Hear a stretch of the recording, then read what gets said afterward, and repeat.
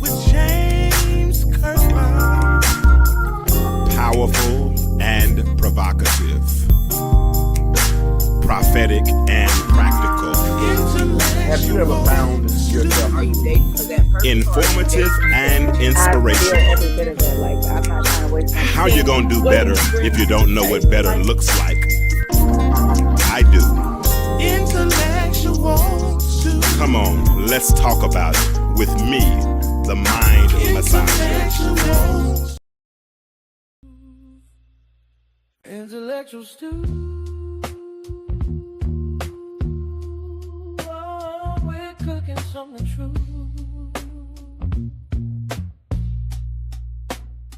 Intellectual stew. Real raw and relevant for you. With James Kirklin guiding through the deep, the light, the old, the new. Intellectual stew. Yeah, we're stirring up the view.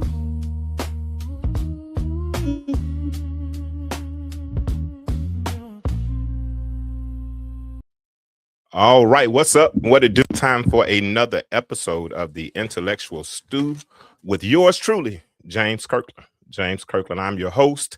And tonight we are diving into a conversation that I believe is long overdue. Tonight's topic is called Who Taught Us to Suffer in Silence? Who taught us to suffer in silence? As you come in tonight, I'm going to ask you to do me a favor. I want you to, first of all, let me know where you're listening from. Let me know where you're listening from. And number two, I want you to share this conversation because this is a conversation that is long overdue. If you have ever felt the pressure to be strong, even when you were hurting, do me a favor right quick. Drop a strong arm emoji in the comments. Drop a strong arm emoji in the comments. If you've ever been strong, when the truth of the matter is the weight of the world was on your shoulders, you were hurting, but you felt like regardless of whatever was going on, you just had to be strong, that quitting was not an option, that you couldn't take a break. Drop a strong arm in the community, in the chat. I would do it, but I'm not on my, drop a strong arm in the chat. Drop a strong arm in the chat. Do that for me right quick. Do that right quick. And I see I got people listening on YouTube. All right, there we go. His divine appointment said, yeah, they've had to be strong even though they were hurting. And there's some other people. And men, I want listen. Let me let you know something. We're in a safe space tonight, right? Nobody's judging you in here tonight. This is safe space. You have the right to be vulnerable tonight. You have the right to share emotions tonight. It's okay because we're going to debunk some myths tonight. Because the truth of the matter, who was it that told us that pain should be hidden? Who taught us that tears were weakness? Who taught us that as a man, we should keep everything bottled up until something inside of us breaks? Because if we're honest tonight, many of us have been taught just that, particularly in the African-American community. Men have often been conditioned to believe that strength means silence, that resilience means repression, that emotional expression somehow diminishes our masculinity. But the truth is, silence has been costing us. It's costed some of us our relationships. It's costed some of us our families. And many times, you know what? It's costing us in our bodies. Tonight, we're going to talk about something that many people don't realize, Pastor Jones, Elder Wiggins. Tonight, we're going to talk about how mental stress does not just stay in the mind, but mental stress, it travels throughout the body. And it shows up in places that many of us never expected. It can show up in the form of high blood pressure. It can show up as heart disease. It can show up as chronic pain. And sometimes it shows up in ways that make you stop your whole life and ask a question. Wait a minute, what's going on? What is my body trying to tell me? And that's part of the reason we're having this conversation tonight, because science has shown us something that many of our grandmamas knew. They knew this a long time ago. When stress builds up inside of us, the body reacts. Listen, let me tell you like this. Deep inside of the brain, there's something called the amygdala. And the amygdala is the body's alarm. It's the brain's alarm system. It is designed, its job is to detect danger. And when it thinks something is threatening you, it sends a signal throughout the body that tells your body, prepare to survive. And when that happens, what happens next is your body begins to release cortisol. And what cortisol does is it starts to increase or elevate the heart rate. It releases this hormone that causes stress. Its job is to heighten alertness. In other words, it prepares you for fight or flight. But here's the problem with that. It can't tell the difference between a tiger in the jungle, or if you're dealing with emotional trauma. And so when the body does not understand that, it begins to work against you. And I'm not speaking tonight theoretically. I'm speaking personally, because a couple of weeks ago I was supposed to do this show. And I want to apologize for not being able to do it, because I've had my guest on hold for 2 weeks, and I'll bring them in just a minute. But a couple of weeks ago, I woke up with severe sciatic nerve pain. Went to the emergency room.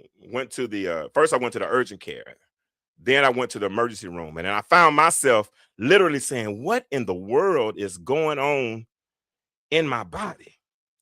Now, if you've never experienced sciatica before, let me tell you something. That pain is no joke.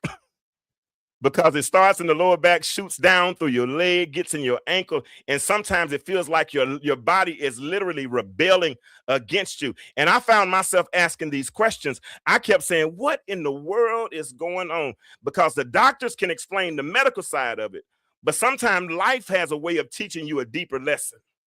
And I've come to believe that sometimes what God does is he allows us to experience certain things in our body, so that as we understand them, as we understand those lessons, we're able to teach those same lessons. And I began to think about something. What if that sciatic flare-up was my body telling me something about stress? What if my nervous system had been holding on to more than I realized? What if the tension of responsibility and leadership expectations and life had quietly pushed my body into that fight or flight mode that we were just talking about? And suddenly I realized this conversation about mental health wasn't just theoretical anymore. It's now personal. So which is why tonight's conversation is going to be powerful, because we're not just talking about emotions. We're talking about survival. We're talking about how generations of men have been taught to carry things alone. And we're talking about how silence has been mistaken for strength. And we're talking about how breaking that silence might actually be the beginning of healing. And tonight, I'm honored to have special guests joining us in the conversation. I have Pastor Ray Evins of the Southside Missionary Baptist Church in Columbus, Mississippi, and Brother David Dwyer. And together, we're going to unpack some of these myths that men have carried for years. We're going to talk about why men struggle with emotional pain. We're going to talk about how we struggle with cultural expectations and how they shape our mental health, and why vulnerability is not a weakness, and how unresolved stress can impact not only our minds, but our physical health. Because the reality is this, and I'm going to bring them in: the mind and the body are not separate systems. They are deeply connected. And when the mind is overwhelmed, the body often cries out. And if we keep ignoring the signals long enough, eventually the body will force us to pay attention. So tonight we're asking the question: who taught us to suffer in silence? And more importantly, how do we unlearn that lesson? So how do we create a new generation of men who understand that emotional awareness is not weakness, but wisdom. That vulnerability is not fragility, but courage. And the healing begins the moment we decide that silence is no longer the answer. Stay with us tonight. If you have not shared this, go ahead and share it, because the conversation might challenge some old beliefs, but it might also help somebody realize something very important. You don't have to carry everything yourself. So tonight, I am honored to have with us, first of all, my friend and my brother, Pastor Ray Evins. Dr. Evins, how you doing? Doing great, man. How are you? Man, I'm doing well. I'm glad to have you in the building tonight. He's going to bring the pastoral perspective, the faith leadership, and emotional health and ministry. He is also a counselor. Well, he's over counselors in the state of Mississippi. He's over about 100 and some counselors. So he is trained in this area. So I wanted to get his perspective, and every time he comes on, he always blesses us. So I have him in, and let me go ahead. Well, I'm gonna ask you one question first before I bring Brother Dwyer in. Okay, let's start here. Pastor Evins, in many Black communities, men were raised to believe showing emotion meant weakness. From a pastoral and a spiritual perspective, where do you think that belief came from? I think it came from a space and time where it was just not considered manly to express any emotions. But it wasn't just the negative emotions or emotions that have a negative connotation. I have a friend who said that he had 4 daughters and they were up in age before he could tell them, "I love you." Wow. Thought that was not a manly thing. The same brother told me when his daughters were born, he was never there. You know, her mother, and he was at home, he would get the call, "You have a healthy baby child," you know. So I think part of it was just a misguidance in society that did not allow men to emote or to be in touch with their feelings. And maybe it came along when the roles were more defined. This is the role of a man. This is the role of a woman. We got that confusion from somewhere, and it had to come from us. It didn't come from God. Okay. And let me put that before y'all in the chat, because y'all are awfully quiet. Except my people on YouTube, they're over here talking real good. But my Facebook people aren't saying anything. I really want y'all to participate in the conversation as well. Where do you think that myth came from? The same question I just asked Pastor Evans. I want to make that question for the chat. From why do you think men were raised to believe showing emotion was weakness, and especially brothers that are in the chat and sisters? Some of y'all have had to assume the role of raising young boys on your own. And some of you might have said to them, you know, boys don't cry, or boys shouldn't cry. Where do you think that myth came from? Where do you think that myth came? And you know what? Let's get Dwyer on in here and because Dwyer been here 20 minutes before to do sound check. So I appreciate him. Let me get him in here, and then we're gonna go ahead and get this conversation going even more. So let's get him in here. I want this layout right here. That's the one I want. See if I can make it work. We'll see if I can make it work. It's close enough. No, it ain't. Is that it? Y'all, I'm trying new stuff tonight. So if it don't work, charge me to my head, not to my heart. Whatever. I like the other layout better. We're going to take this off. We're going to take this off. Hold on. Let me put y'all back where I had y'all a minute ago. Where we at? All right. There we go. I like that better. All right. So, Brother Dwyer, did you just hear the question I just asked Pastor Evans? The question was, and I'm going to ask you from your perspective. Where do you think the idea came from that if men started believing that showing emotion meant weakness? If I'm being transparent, I'm sorry. Good evening, fine gentlemen. How y'all doing today? Great. Good. I think to honestly answer this question, I have to say from a place of ignorance. You can't teach what you don't know. And so when you look at parents, grandparents, so forth and so on, they literally taught what they knew, and what they knew wasn't centered around emotional intelligence. It wasn't centered around spiritual intelligence. It wasn't centered around how to create a family to where you have the ability to have open communication teaching both the boy child and the girl child the ability to communicate effectively, but doing so in a very tactful and respectful manner. And so, ideally, when you look at it, a lot of men end up emulating what they see. If they seen a father in the home, then they pretty much, in some degree, try to mimic what they've seen to a certain degree, whether it worked or whether it didn't work. If it didn't work, they tried to do the things that worked, that they felt worked, because at the end of the day, they seen what daddy was doing did not work with mama. But if it did work, then that became their blueprint to success. And then from that point forward, they tried to figure it out. So again, I go back to parents, because I think parenting ultimately is one of the biggest things that create a lot of this dysfunction, I believe, when you start looking at modern day families. And man, and that's a good point. And I think people really, really underestimate the power. I'm gonna say the power and the value of parenting. And for most of us, parenting is on the job training, right? You know what I'm saying? I mean, we had the benefit of mama and daddy. You know what I'm saying? But Doc, it's some things I might not have liked about how mom and daddy raised me. Certain things, I might not like the fact that I had to sit at the dinner at the table. I had to eat onions in my eggs or something. I might not have liked. So if I raise my children, I'm gonna raise mine to be a little different from that, right? And if I raise them to be different than that, then I'm experimenting. And so it becomes on the job training. And so sometimes, and I heard this, Pastor Evans, you can tell me if you agree with this or not. I've heard that it's been said that sometimes a bad parent is a child's first enemy. Wow. It is probably the first person they learn to have negative feelings toward and not know what to do with those feelings. Oh yeah. So I've worked with a lot of young teens, and there's males who were angry and they didn't know why they were angry. So it wasn't something that happened outside of the home. It happened in the home, but they didn't know how to verbalize it. Man, that's crazy. Man, I'm gonna tell you, man. My pops told me once. My dad used to substitute teach for years in the North Rock School District. And one day, there's a little boy that was really belligerent.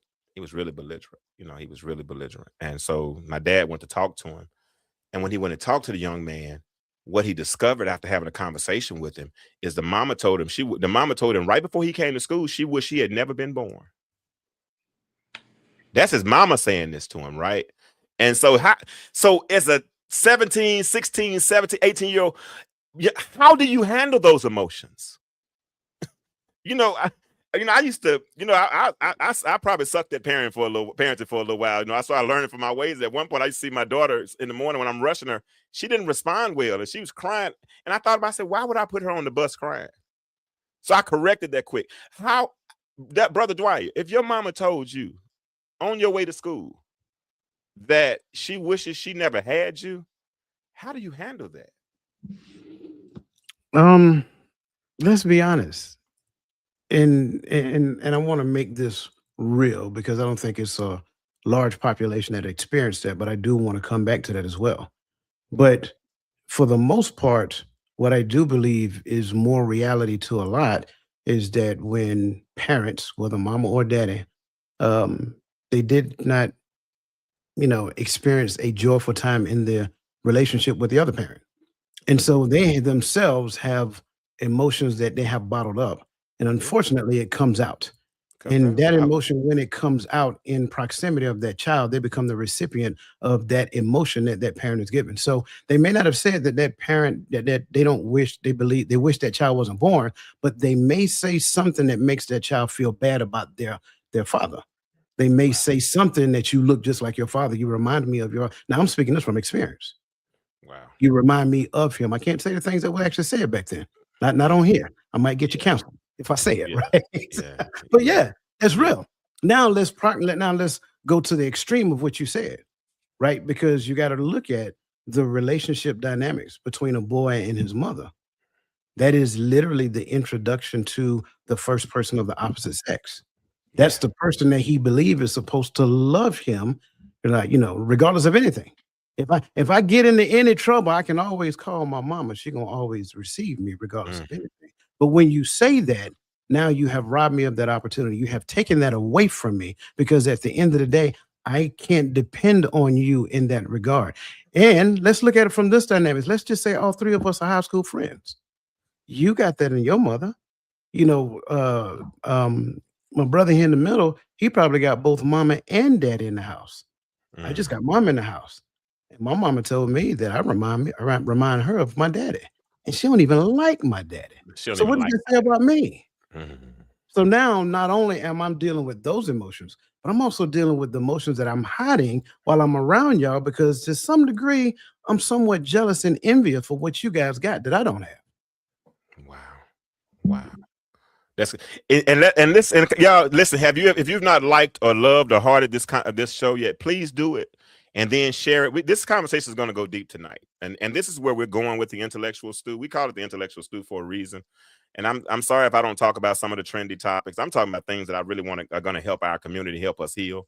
And I bring people on who have been through things. I've been through things. You know, I got testimonies I can't tell, that I won't tell. You know, but their experience and those experiences have shaped me to be who I am. And I love the fact of who I might, you know, I might, what the old folks say, I might not be all that I should be, but I thank God I'm not all that I used, because I'm on this journey. I'm on this path to better. So let's talk about this, because Pastor Evins, you deal with it. But let's look at Chauncey Kelsey's comment here. Chauncey said, I grew up the only child in a single parent household with my mom. And this is when, and I want you to address this, Ray. He said, I didn't feel like I had an outlet to talk about things. Talk from the perspective of the young boy being raised by his mother, but doesn't feel like he has an outlet. Well, sometimes children become the sounding board to mom's struggles and everything that mom is experiencing. You almost pull into adulthood a child because the information that you're sharing, the feelings that you are expressing, they can't process them, but now they have an effect on the child. Sometimes they mirror the child. There are many young men who cannot stand the sight of their father when they never had a relationship with him. They just went based upon what the mother said. Wow. And so that time is critical. That period in which the mind is still developing, and yet they're getting inundated with just one message that is not a positive message, and it also has a message that's reflected in their lives. So if my daddy was no good and I look like my dad, I act like my dad, then what does that say about me in my mother's eyes? That's deep. So let's now you didn't open up a kind of different kind of can of worms. Now I got to go a whole different direction with this, because in those moments, and Dwyer, you kind of hit on this a moment ago, you know, as a teenager, as a developing young man, what we end up doing is we end up at times, and I'm sure you can attest to this, Ray, we end up writing unwritten rules. And these aren't boundaries yet. These are rules. Rules are things that we live by. Boundaries are things we learn to execute as we get older. You know, I'm not going to let you cross to this boundary. But sometimes we write rules. When I was younger, I used to beg for a spanking. Wow. I begged for a spanking because my punishment, if I got a bad grade, was 9 weeks in the room. That's solitary confinement. You know what I'm saying? And my mom, she didn't mean any harm. You know, she was saying, get your grades up. You know, that's my parents did. They were like, get your grades up. That's what you're supposed to do. But did it take 9 weeks? And then what happened in those 9 weeks is I started developing these unwritten rules. Like, does anybody listen to me? Do I have a voice? If every time I do something as small as get a C, am I going to get sent to my room, and when can I come out? All these rules start to become unwritten rules, and whether we know it or not, we start to establish ourselves, how we live according to those written rules. So as a child, and I'm raised in a house where I don't have a voice, I'm being told, you know, like Chauncey just said a minute ago, I don't have anyone to talk to in my house. What rules am I establishing, Dr. Dwyer? Well, I'm gonna be honest with you, because I can relate to that, brother. I think at some point you just look for some type of rules to create to where you start to, I don't know, feel good about yourself, if you will. And again, you just try to find a way to maneuver within that confined space that was created for you because you're not being created, you're not being given the latitude, right, to do this, and you're not given the latitude to take these risks and things of that nature. And so within that confined space that has been constructed for you, you try to find some degree of comfort. And then you get older, now it gets you to the point to where those comforting skills that you created for yourself, now those comforting skills now become the rule that you live and govern your life by. Now, going back to, because I like where my brother went a few seconds ago, the formative years, the early formative years, the stages of child development, if you will. When you start looking at those stages of child development now create the blueprint of what that young adult male now believes becomes the blueprint and structure of his life. So, in Yeah. essence, now within the space that he has created for himself, he is trying to find companionship, if you will. Because again, they don't know, we didn't know any better at a young age. So you're trying to find companionship in all actuality. And unfortunately, you end up unbeknownst to you, you end up sabotaging those relationships because let's just be honest, she wasn't raised like I was raised. So now we get into those issues, those problematic concepts that we create for ourselves. And then what ends up coming out is anger, frustration, lashing out, so forth and so on, because you were never given the proper tools as a young man to learn how to maneuver this space that we That's call good. life. That's And good. because you were never given those tools, now you feel like the only response you got is the exact same thing you seen growing up. The emotional irregulation, the lashing out, the verbal abuse, and all those other great things. And then you go on and you end up doing that to somebody else. Let's follow that up, Ray Evans. Go ahead. Follow up what he just said, please. Again, we establish these rules based upon what we are taught, what is said to us, what we see. And there's no guarantee that they will be productive in our lives or helpful. Sometimes these rules are very unique, very strange, because they're just limited to our small world. That's And good. a lot of that is seen when we enter relationships and we have these unique rules that really other people can't relate to. So it complicates our lives even in adulthood because that's what we have. Yes, That's sir. what we are.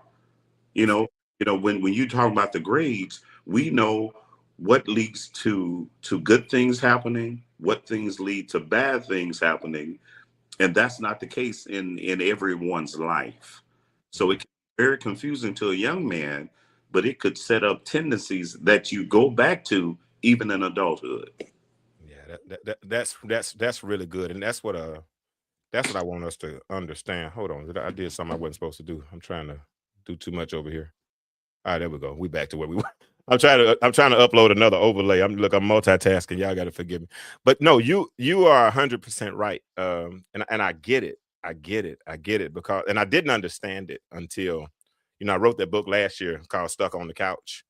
But it didn't become real because Dwyer, when I got off the couch, I ended up going in the bedroom. You know what I'm saying? So it didn't make any sense to get out of one situation and then go into another situation. But that's what we do sometimes. Dwyer, from the practical side of life, let me ask you a question. How does emotional silence affect men day to day?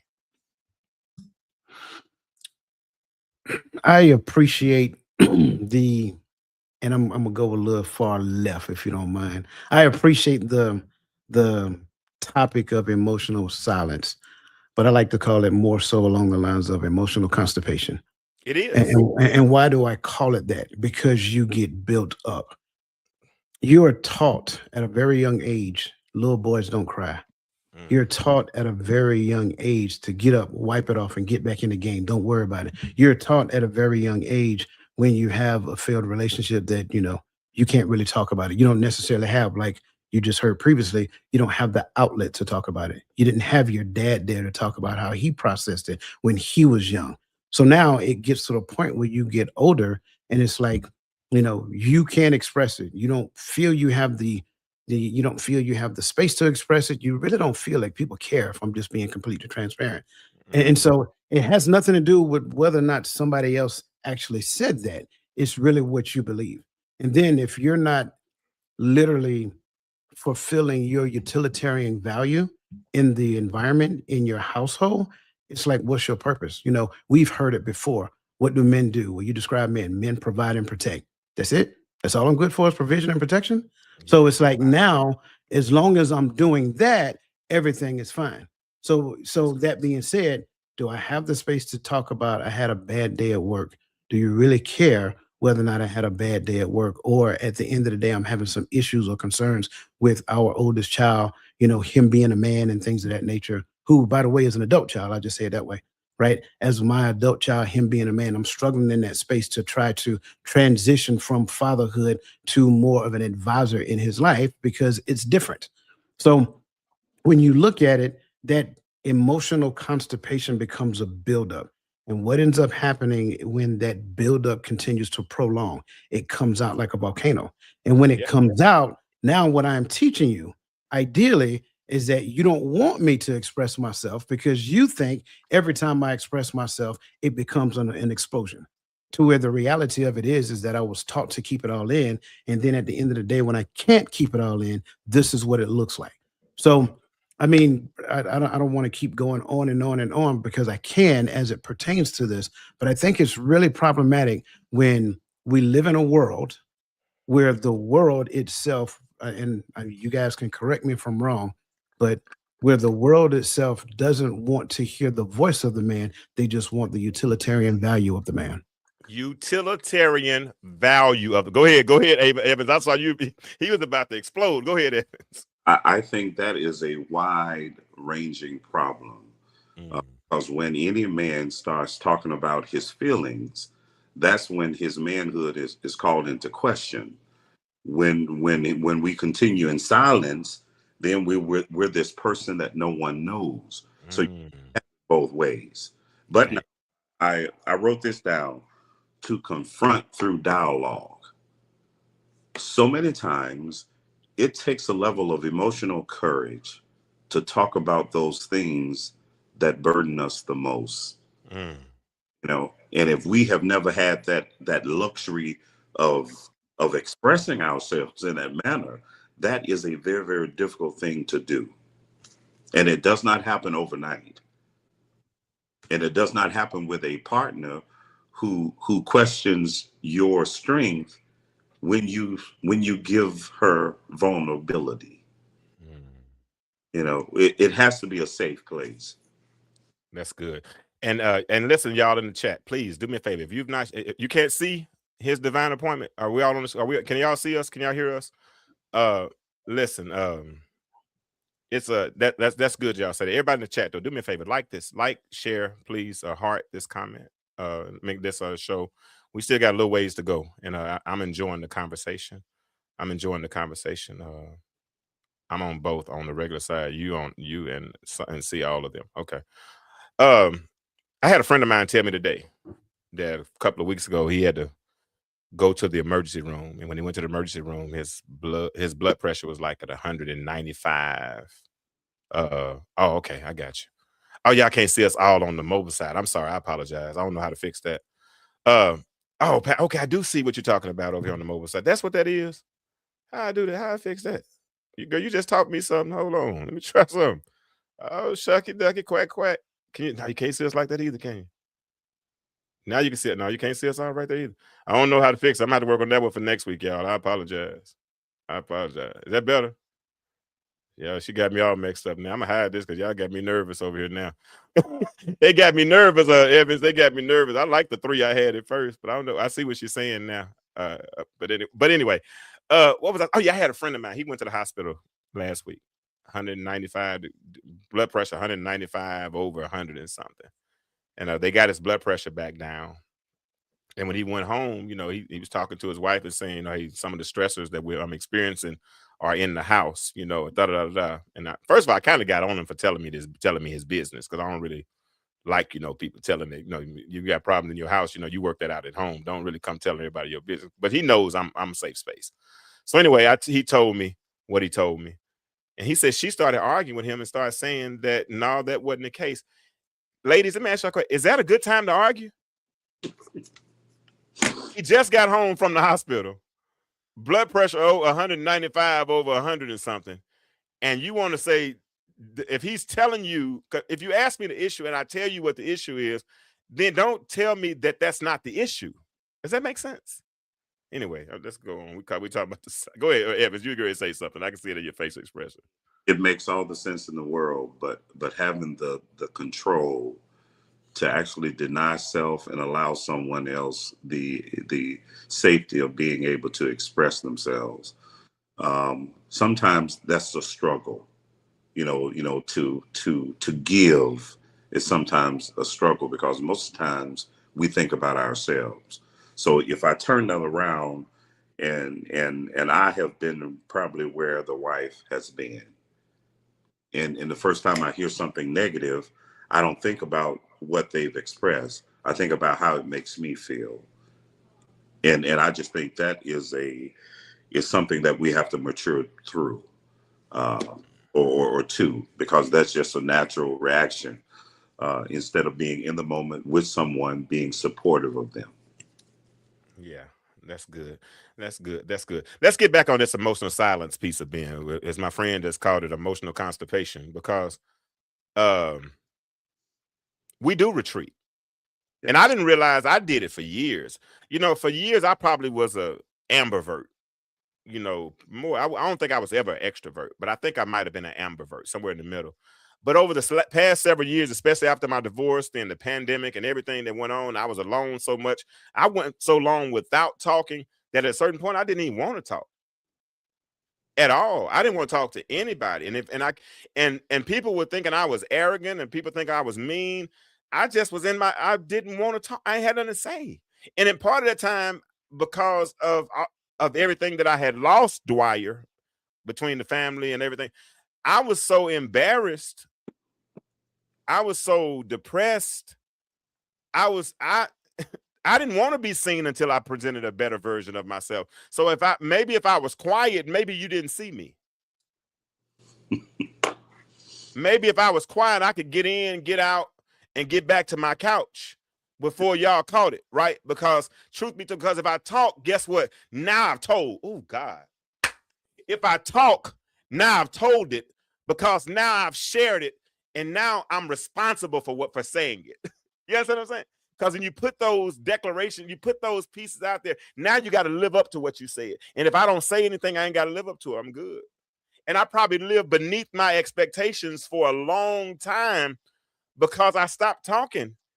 And I'm looking at myself as I'm thinking I'm hurting somebody else, but truth of the matter is I'm really hurting myself. And Evans, because you've been my unofficial counselor for the last 5 or 6, 7, 8 years, because when I have a problem, I call Mississippi, I call Evans, and he never not talks to me, but he talks me through it.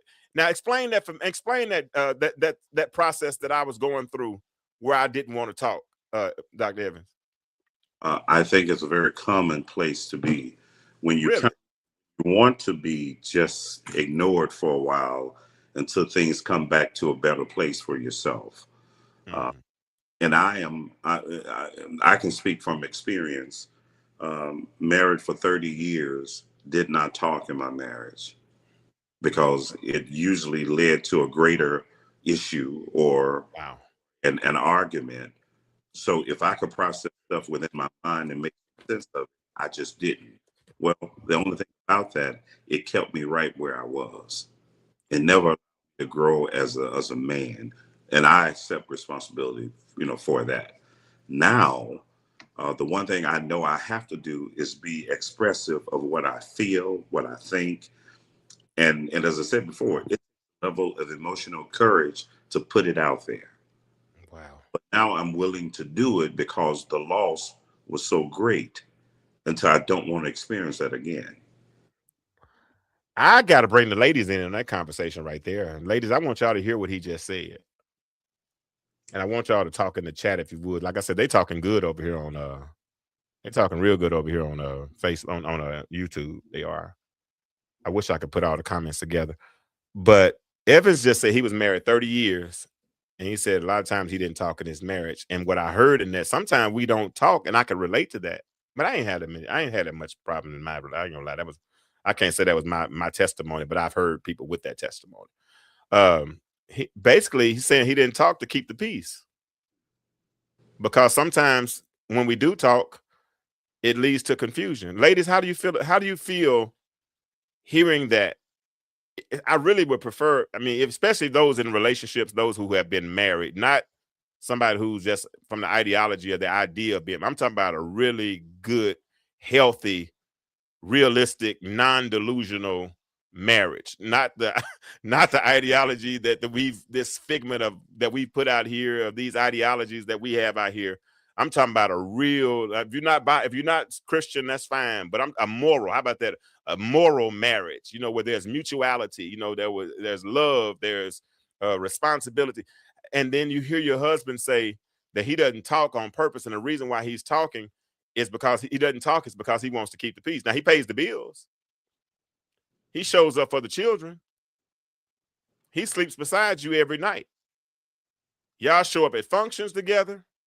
Y'all do all of these things, and he loves you.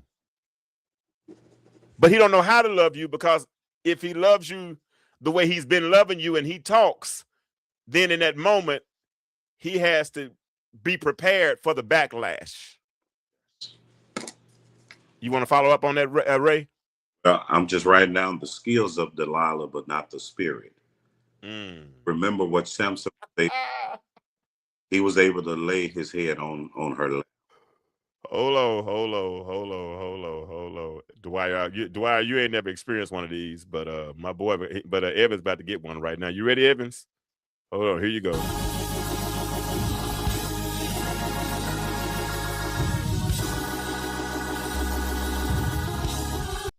No, when you say a line like that, you got to close, Doc. I'm sorry, it's time to tune up. I got to hear your voice change. He said the skills of Delilah, but not the spirit of Delilah. Yes. Say that for the unchurched, those that don't know the story of Delilah. Break that down for us, sir. Samson found a place where he could rest. He found a place where he could forget about everything else. And the difference, the issue was not her skill level. The difference was her spirit, because she did not care enough to protect him. But she wanted the silver. She wanted what could enhance her life. She had the skills to enhance his life. Yeah. And in return, her life be enhanced. So for a person, and I can share this with you, not wanting to come home is not a good feeling. No, it ain't. But sometimes that's what I felt in the past, because I knew that we had to deal with something, and always it wasn't going to be a productive conversation. That's sad. Crystal and Crystal, we understand women go through a lot of the same things. We always try to act like we try to figure out who's the most traumatized. And I don't understand why we have that comparison. I think we're all traumatized. We just need to work on bonding instead of battling, because we all go through it. But this show so happens to be about men's mental health. But like I told you all in the advertisements, ladies, come in, eavesdrop. If you can pick something up from it, please, ma'am, by all means, pick up. And you are welcome to be a part of. You see him too, don't you? Come on, Dr. Dwyer. He's sitting there smiling. He ready to talk. I can see him. He's in the starting block like he about to run a 6'3", 60-yard dash. Come on, Doc. Go ahead and say something about what we just talked about. Hey, man, I'm just being patient. I like to listen. I love that comparison, that analogy, if you will. I think all in all, and I kind of started talking about this earlier, I think all in all, we have the equipment for relationships. We're just not equipped for the relationship. So we lead with the equipment, and we don't necessarily get the equipping. That is always the problem. I don't care where you go, in whatever capacity it is, even if you look at what you're called to do. Oh, oh, I'm sorry. Go ahead. I thought you was changing your voice. I was No, gonna give it to you. Okay, the equipping and not versus the equipment. Say that again, please. Please say that some more. we have the equipment, but we're not equipped for it. And Mm, it's just like when you look at what you're called to do. Sure, you may have the awareness, but there's still a process that you go through before you actually step into that equipping, that actual calling that you're called to do. There is a process to get there. You have to be equipped, and so even in we look at our younger years, and a lot of us we kind of got we kind of rushed it, if you will. Let's just be honest. Let's be okay. completely honest. We kind of rushed it a little bit. We got married a little early, right? And because we got married early, we weren't equipped, men and women both, we weren't equipped for the mantle of marriage in which we kind of adorn. Because at the end of the day, if we don't necessarily understand the true purpose of what marriage is all about, then how can we actually display that to the world? So now we actually get into these marriages and it's all about what what is it, the the gospel of Janet Jackson, what have you done for me lately? That has nothing to do with it. And so that's what you do. You go back and forth, you go back and forth. And like, everybody's mentioned, you're sitting in your own home, intimidated and quiet. Because at the end of the day, and I just speak from a man's perspective, at the end of the day, you've all heard it, happy wife, happy life. So now I spend a large portion of my time trying to figure out how to make her happy. But under that assumption, does that mean that my happiness is null and void? Because that's the space that we move in. So it's all about the Valentine's Day, it's all about the anniversary, her birthday, and all these other holidays that's not holy days, right? And we actually do these things because if I don't do it, there's going to be some emotional backlash. And I don't want to deal with the emotional backlash. So I get, in some degree manipulated into doing the thing. It's not a direct manipulation, it's an indirect manipulation. So now mhm. all of these things become the just stockpiled one on top of one another. And then eventually what ends up happening is that you're left with a silent, dormant man with the equipment, never going through the equipping. Therefore, he never got an opportunity to step into the full calling. Not saying it's her fault, it's his fault for getting into it too early. Right? Mhm. Let's own it. That's what we got to do. We got to own it. If I got Absolutely. into it too early, it's my fault. I'm the one to say, "Will you?" She said, "I will." So the person who initiated, we got to own that part. And my responsibility should have been to take the time to get the lesson, to get the understanding, to go through Absolutely. the equipping, so that now when I say, "Will you?" she say, "I do." I know exactly who I'm called to be for her. Man, you just said something, and something quickened inside of me when you said that. People, Evans and Dwyer, people always ask me, where I made my mistake in my marriage, and I'm still talking about 7 years later. So of course I'm affected by it, right? It happened. 20 years you did it, but they asked me what my one, and I wrote about this in the book, and that's one of the things I said. They said, "What would you do different if you, what would you, or how would you advise others?" And I said, what I would do is I would tell them to make sure they manage the growth. Because see, growth is inevitable, right? You're gonna grow up, you grow apart, you grow in different directions. Growth is gonna happen whether you have, that's why they take roses and plant roses in a box, because they grow so wild, right? And if you don't manage the growth in your marriage, then you will end up growing apart, because you look up and you hadn't talked in 5 or 10 years. You'll look up and your anniversary is just mundane and redundant, right? And because you didn't manage that growth, then things started growing wild and growing apart. And I think that's what happens. And I'm equating that to what you just said a minute ago, Dwyer, because you said I stopped talking, and I'm not saying it's her fault, because at a certain point, if I'm man enough, I should have said, I'm gonna talk in my own house. You know what I'm saying? And we're gonna have to figure out how to communicate. And at 53 now, and sometimes I think about dating now, and now I'm like, nah, but sometimes I think about it, but I think about the work, and I'd be doggone if I'm gonna be with somebody that I don't want to talk to. Yes. I'd be doggone if I'm gonna be with somebody that I feel like I gotta hide something from. You know what I'm saying? If I can't be naked If I can't be honest, go ahead, Dwyer. Can I do just a little micro adjustment there? I'm not Well, you saying managing the growth is not accurate, Okay. because being a man, I Mhm. don't think we talk about it a lot. Being a man is a large undertaking. And in this world, the world waters manhood now. And I've been saying this, man, I don't know, for at least 5 years. I think there is a very indirect attack on the father, and it's going through fathers. Mhm. We pay Yes. attention to it, right? When I create the environment for growth, it ain't about managing it yet. I have to create the environment Oh, so no that doubt, growth no doubt, happens, no doubt, right? no doubt, no Because doubt. those same roses that you talked about, if they ain't in the proper environment, they will not grow the way that They they're will not grow. supposed to grow. So now I don't want us to grow by evolution. I want us to grow by intentionality. I want us to, Intentionality. right. I want us to grow according to his word. And if that becomes the primary focus of our relationship, what his word says. Now, ideally, the word moves us into the position to where we are inevitably, we don't have a choice but to grow, we collectively. Now, the idea is that we grow together, because if we don't grow together, now we're going to end up growing apart. So that comes back to me, right? Because there's a huge responsibility in that, right? Mhm. And there's a direct comparison in the Bible that talks about, husbands as in Christ. So if we don't necessarily get that, and again, talking about me, I can't talk about nobody else. At the young age of 21, I didn't get that. I didn't know that. Why? Because it wasn't talked about in the household.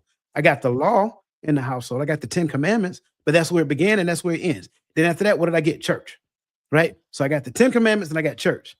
And what did we get in the church? I'm raised Presbyterian. So we went to church and we was out by the time the ball game came home. So I knew I'd be home by the time look, man, I'm just being honest. Y'all don't I knew we'd be home by the time kickoff happened, right? But again, there was no equipping in the church. See, that's, to me, I think that's a golden opportunity, because my father was absent, but we're the deacons, we're the elders, you know what I'm saying? That was a great opportunity to take a young man under your wings and talk to him, develop him, and mentor him into manhood. Where were you raised? What city were you raised in? South Carolina. Okay. Yeah. Small town? Yeah, Sumter, right outside of Columbia. Okay, okay. Go ahead. Follow up on that, Evans. Look, I almost raised my hand. The idea of young couples not having mentors or other support is a travesty for our community, because I don't think, when you talk about a perfect age for marriage, then what is that? Um, I got married at 21 also. And if I would have waited until I was 31, there still would have been some missing elements. If I would have got married at 41, there still would have been some missing elements. The key is teaching couples that when there is not, um, you don't have to say we're going to part ways for everything. Just having that put on the table, that certain things you have to work through and be willing to work through, especially if you're both willing to make the necessary changes. Now, if one person is not willing, then that kind of kills the ability to couple. But if both are determined, my youngest child is now 22 and doesn't look like marriage is going to be in sight. My oldest is 29. Then I have a 24-year-old. Um, I tell them to grow and develop you, and then everything else will fall in line. Continue to have a relationship with the Lord, and also it enhanced my preaching and pastoring, because these things are now discussed from the pulpit in a very open, straightforward way. Okay. Uh, and my motivation is, I don't know how much time I have, so I can't play around with it. Gotcha. So I have to Yeah. equip when I can, as much as I can. That when I come to the house, then I can say I have done the Lord's will, and it's not for show, it's not for fashion. It's to enhance the lives of people as we apply the word of the Lord. Um, of finding the greater you. If it's not done right, you can lose yourself. And I think a lot of times that happens when you hope to grow together and both improve. If you have to acquiesce, if you have to compromise really your core beliefs, then you can end up losing yourself. And I always think that's a dangerous thing. And there's some who never think my core values, I should never compromise those. There should not be any give when it comes to certain things. And I tell people deal with that lightly, because when you compromise, that's all you, because that was the choice you made. So you can't blame it on the other person. Um, and that's a whole nother discussion there. That's good. That's good. And we're going to make a turn here at the top of the hour. I'm going to open. Well, I just put the phone number up, and if you all have any questions for Pastor Evins or for myself or for Dr. Dwyer, you're welcome to call in just a moment. But before we do that, I want to ask Dwyer and Evins this particular question, because Evins, you know, when I was going through therapy, I was talking to you to make sure she was doing it right. Every time I go have a therapy session, I call him to make sure she was doing it right until I finally figured it out. But one thing, and you notice this was a breakthrough for me, was when she taught me how to recognize an emotion. Because for the longest, Dwyer, every time we get on our conversation, she would say something like, "Well, tell me about your day." "I ain't do nothing." "What was your win today?" "I ain't have none. Just a regular day." And it was just, and that was still me program not wanting to talk, but I didn't realize I was bottling up emotions. So one day she called me, we had our session, and I was excited to tell her after this. She said, "What did you do today? What was your win? Or what was your win this week?" I said, "You know what my win was?" She said, "What?" "I washed and folded the clothes and put them away in one sitting." She said, "Good job." Because what she was trying to get me to do was recognize an emotion. Every emotion, negative or positive, needs a body. And you can ignore that emotion all you want to. You can ignore it all you want to. Even if it's negative, it's going to take that body and it's going to do whatever it does. But if you can recognize it soon enough, now you can make a decision on what to do with that emotion. I think, Dr. Dwyer, that's a problem with a lot of us, that especially don't because you know they got this new buzzword, emotional intelligence, right? And if people don't have that emotional intelligence, that buzzword they got here, then they don't recognize emotion. Talk about that for a moment. I'm leery, if you will, because do understand emotional intelligence. Taught emotional intelligence for a while. I don't understand it, but okay. I'm trying to learn. Taught emotional intelligence for a while. And then I think, and I'm going to go back to something that was said previously. I think within the grand scheme of understanding some things, other things open up and it reveals other things. So that said, the more you learn, the more that you know, the more you realize that you don't know, right? So as long as we keep and maintain that humble approach, then we don't get too high on ourselves about the one thing that we think that we're experts in. And so when I listen to a lot of people talk about emotional intelligence, they're really not talking about emotional intelligence. In some ways, in some fashions, they're talking about emotions, but it's not necessarily intelligence per se. It's not necessarily progressive in the way of it. It's just kind of like how you want me to talk about this particular thing. I'll give you a perfect example. You ask me how my day was at work, it is fine. Because at the end of the day, that's how I view a job. A job serves its purpose. It's not something I want to like lean into and talk a great deal about.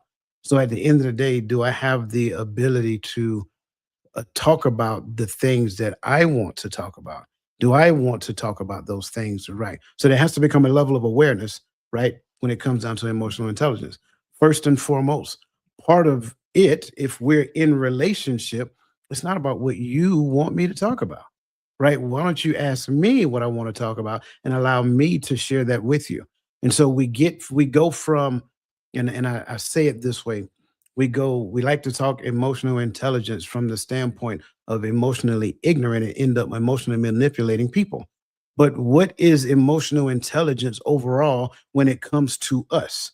Well, emotional intelligence is found under spiritual intelligence, because now it's a way of me understanding what it is I'm feeling in real time, actually taking the time to qualify what it is that I'm feeling, which means that I may have to do some level of introspection so I can ask myself what it is I'm feeling and why it is that I'm feeling this particular way.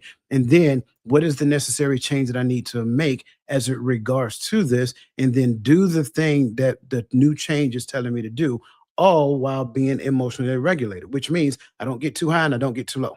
So now when it comes down to emotional intelligence, we being in the space of relationship, it's not about what I want you to do, right? It's not about what you want me to do. It's how we recognize that the other person should be esteemed higher than ourselves. Therefore, we talk to them in that regard, not trying to make the other person feel like I am more emotionally savvy than they are. Yeah. That's good. Follow up with that, Evans. Then we're going to go to this last segment. Go ahead. The key, as the brother has already said, would be to use the biblical principles that we know are true, and just being able to apply them would save so much energy and time if we did esteem others, if we did respect more, if we gave more.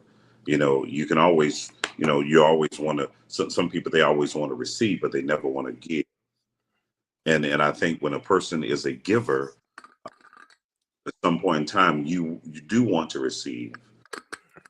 That growth be left up to that individual and not you. So your role has to be, what should I do? And it goes back to the biblical principle. I still have to do what is right, what is best. And when we keep that frame of mind, I think you find balance with each other if you have the same intention, if you have the foundation. Now, when the foundation is different, it causes it to be more difficult. But if you have two people who have the same foundation and they apply the same principles at the same time, that is incredible in and of itself. We find forgiveness there. We find long suffering there. We find patience there. And one thing I learned late is to treat my wife like I would treat a sister in Christ. Wow. Meaning to love you unconditionally, regardless. And it takes so much of you putting yourself out of the way. Oh, I deserve this. And just do it. And then trust God in the process. But you have to have the same foundation. And if the foundation is not the same, you can't apply the same principles. This has been a rich conversation, and it's gonna get richer. Listen, y'all give me a sec. I'm gonna take a quick break, and then I'm gonna bring LaRue. LaRue is my podcast assistant. It's my AI podcast assistant, y'all. She got a little message for us. I'm gonna let her give that, and then we're gonna come back. We're gonna discuss what she said. I'm gonna open up the phone lines if y'all have any questions, and we will go from there. So y'all give me like 2 minutes to take this break. I'm gonna take my guys out, and then we'll be right back. Okay, give me one out, 2 out. Intellectual stew. Oh, we're cooking something true. Intellectual stew. Real raw and relevant for you. With James Kirklin guiding through the deep, the light, the old, the new. Intellectual stew. Yeah, we're stirring up the view.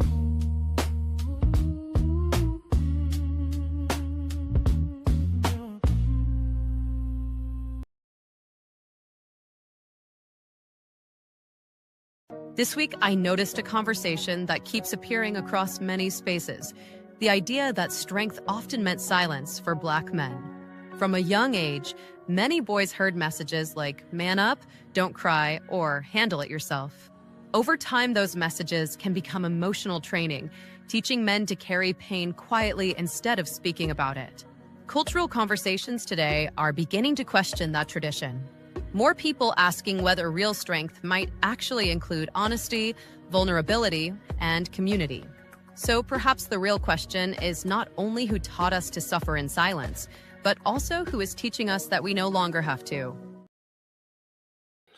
All right. That's the key. We no longer have to abide by those rules. I appreciate all of you all who have been sticking with us through the duration of this conversation tonight, especially my friends over here on YouTube, Lisa Keys and His Divine Appointment. I think they keep calling Dwyer coach. So I guess they are followers of Dr. Dwyer. And I appreciate you all for being here tonight. Now, the phone number is there, 404-860-2775. We put out some deep principles tonight. We've talked about why men are silent or why men might be silent. What we have not talked about yet a lot, Dr. Evins, and we're going to bring you back in to get this started and also get Brother Dwyer back in, is how, as we internalize the pressures, as we internalize stress, how they adversely affect the body. Because I'm going to tell you something. What I've been through in the last couple of weeks, and I've been through it, Doc, I wish I would have fallen or something. I wish I'd have gotten in a fight or been in a car accident or something to justify the pain that I've been going through, right? It would make more sense if I had gone through something like that. But all I did was cough. And couple that with, maybe the silent stress and things of that nature. How does that body, that amygdala and that cortisol being raised, how does that affect the body, Pastor Evins, and cause the body to turn against itself like that? Well, again, to internalize and never truly process, it kind of it leaves you holding it internally instead of processing it and moving forward, moving on, growing. And it affects the body with high blood pressure, just whatever stress does to the body, drains you of energy, causes body aches, it disrupts sleep, interferes with appetite, all of those things. But not only does it affect the body, it affects your productivity, because again, having to be healthy and alert, that is affected. And it can just keep going and going if you never learn to process. And when we internalize all the time, my biggest problem was, if I could internalize things and understand, I would never discuss it. I would never process it, failing to realize that it was still in me and the weight was getting heavier and heavier. So if you're talking about processing, that's the aim, to process, to learn from something, to really understand how you feel about something, and to be free enough to verbalize that and be okay with whatever that truth is. We don't always do that. We hold it on the inside. And one of the definition for depression was anger turned inwardly. And that's I think Freud coined that. So it is such a dangerous thing to internalize and never flow through just processing and growing. Wow. Follow up, Dr. Dwyer. I think we have to understand, and this is me talking as a retired Army veteran after 24 years with multiple deployments, right? The amygdala is it's a little small almond-shaped thing that's in the back of your brain. And the issue with it is that it does not necessarily track geographic location. It doesn't track anything but your protection. So when something comes up, like you said earlier, it's the thing that is responsible for fight or flight within you. Now, it triggers this chemical called cortisol. And how does cortisol work? And I think if you look at it from the perspective of being in danger, it's the thing that gives you what we, at sometimes would call superhuman strength, where a person is able to move a car off of somebody or something of that nature. But we also find ourselves in other situations to where, The danger isn't that bad, but it's more prolonged. And that is called more so of a slow cortisol drip. So it is a heightened sense of awareness over a prolonged period of time. Well, when you really understand what cortisol does, it literally shuts down your immune system and it diverts all of your energy to that fight or flight mentality. Now, there's a danger that goes along with that because when your immune system goes down, your immunoprotection is not available. So, when you're in a situation where you have that slow cortisol drip, i.e., I go to work, I got to deal with work all day, and I'm coming home, and me and my wife can't seem to be on the same sheet of music, and all she is doing is fussing, and we're going back and forth and bickering and things of that nature. So I may experience the slow cortisol drip at work, but I also may experience a slow cortisol drip at work, and then next thing, I mean, not at work but at home, and then next thing you know, I start getting sick, and I'm starting to acquire sicknesses for a prolonged period of time because at the end of the day, I'm not recognizing where it's coming from. I think it's just people that I'm encountering and things of that nature, and don't realize it's because I'm constantly in an environment to where I am not at ease. And when I'm not at ease, if we really stop and think about it, it is me being diseased. And if I am diseased, now over a period of time, I am going to attract some sort of disease simply because at the end of the day, disease is a result of a lower immune system because I am constantly in a fight or flight mentality. That's exactly what happens when that cortisol level gets raised. It gets stuck, and it can, like I said earlier, it can't tell the difference between a tiger in the jungle or if I'm dealing with a nightmare from a child or when I was abused as a child. But every time I hear a woman raise her voice, does it remind me of my mama or the person who raised me earlier in life? And I remember a time, and I don't know if you can appreciate this or not, Dwyer. I was at Walmart out in Conyers. This little young girl. She might have been 22, 23. She had a little baby. I've told this story before. But she was just jerking her little baby all around. Sit down, don't do that. Just going off on him. I said, stop doing that little boy like that. And I knew I was stepping in the hornet's nest, but I'm pretty good at it. I can handle myself. She said, this my baby. You don't tell me what to do with my baby. That's my baby. I said, no, I ain't. I said, no, I don't tell you what to do. I said, I don't know. I can't tell you what to do with the baby, but I sure have been the boy. And when you raise him I said, when you raise him I said, he can't take it out on you, but he'll take it out on everybody that looks like you in the future. I said, stop doing that little boy like that. And she got quiet. You know what I'm saying? Because now he can't fight back. But when he gets older, he's going to fight somebody that look like you because he couldn't fight you back. So you have to be very careful and intentional about what you raise. What if Dwyer, if the person who planted the bamboo tree didn't come back the second, third, or the fourth year, they would have missed the blessing, right? Because the blessing didn't come until year 5, and don't even know when year 5. It was somewhere between year 5 and year 6. And sometimes because we don't see the evidence of what we think growth should look like, then we abort the mission or we start to do something else, and it ends up thwarting. It ends up underdeveloped, making the growth undeveloped. I'm using the underdeveloped. So we got to be very, very, very, very, very cautious in that. Listen, I've enjoyed this show so far, and I've had looking at the comments.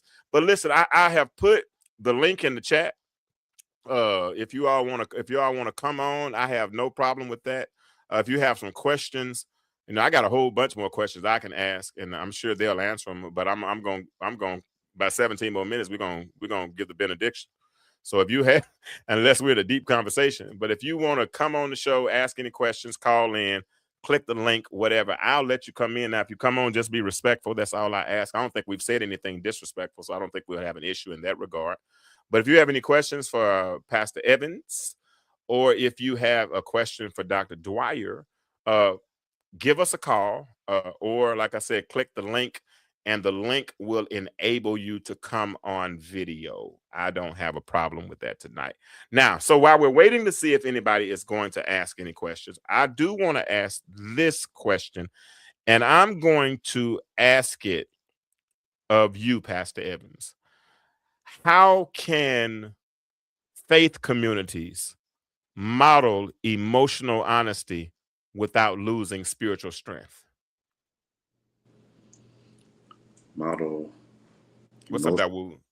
How do they model emotional honesty without losing spiritual strength?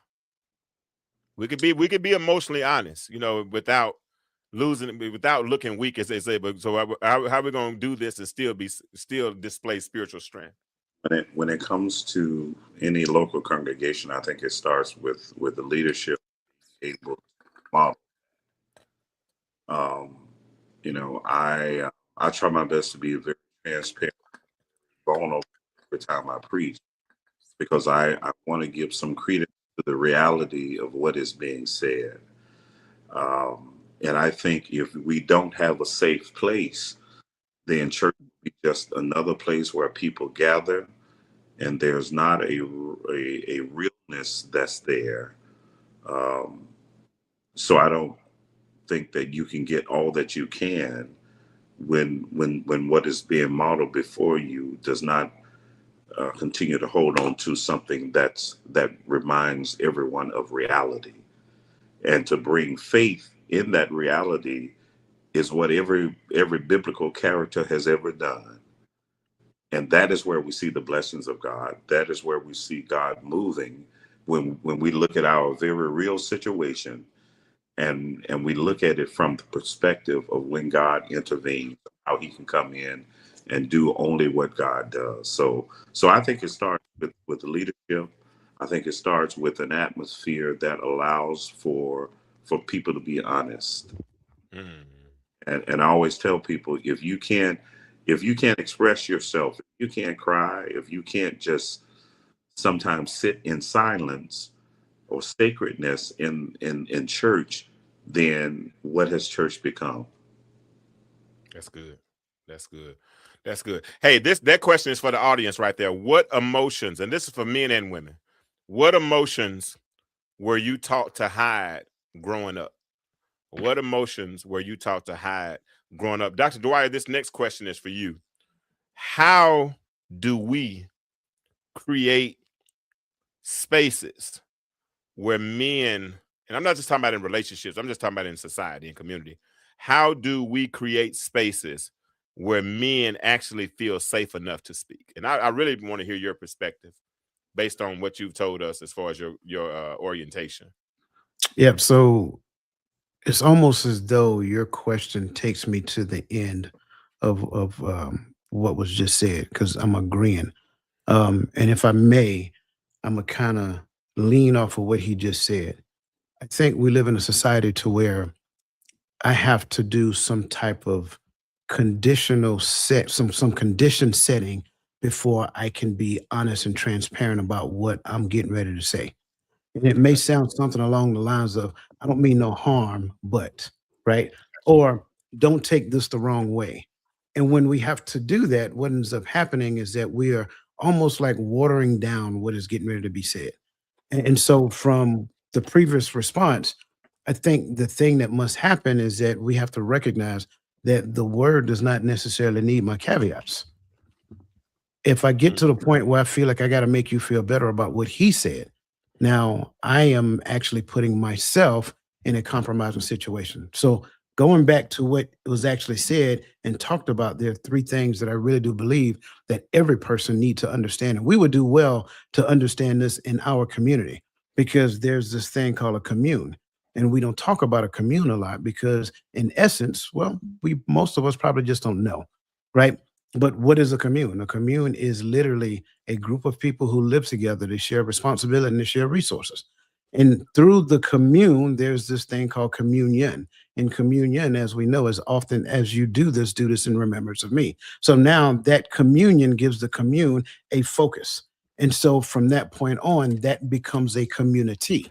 So within the scope of community, now you have households that look like the Bible talks about. You have husbands, wives, and children in that household. And why is that important? Because husbands and wives are honoring their responsibility according to what the Bible says, and they're training their children up in the ways that they should go, so as they get older, they do not depart. Well, now, once we have a number of those healthy households that are actually doing these things, the men in that community literally becomes mentors of the younger boys in that community. Sure, there may be one or two households to where, the father may have, an accident, may have passed away, prematurely, whatever that looks like. But yes, that's kind of like what that looks like now. So now you're seeing it as a young boy, what it looks like for a husband to be there for his family and to love his wife like Christ loved the church, right?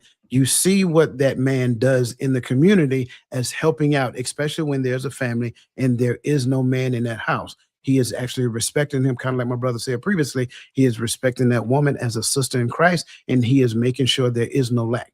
And so because of this community is thriving that way, now that community becomes the pillar of the church. So now the church itself, it has no lack because the community has no lack, because the community is rooted in the foundation, which is the family, husband, wife, and child. So now family begets community, community begets the church, and now the church leaders, what they can actually do, they can be a functional part of the city, and they can actually go sit on city council meetings and be the voice of the community. Well, let the church say amen. That's all I got to go. You just basically gave us a very, very, very simple, implicit economics lesson. And I appreciate it, because when people start talking about solutions for society and all of those things, right? And this is one thing about it. Everybody can point out problems.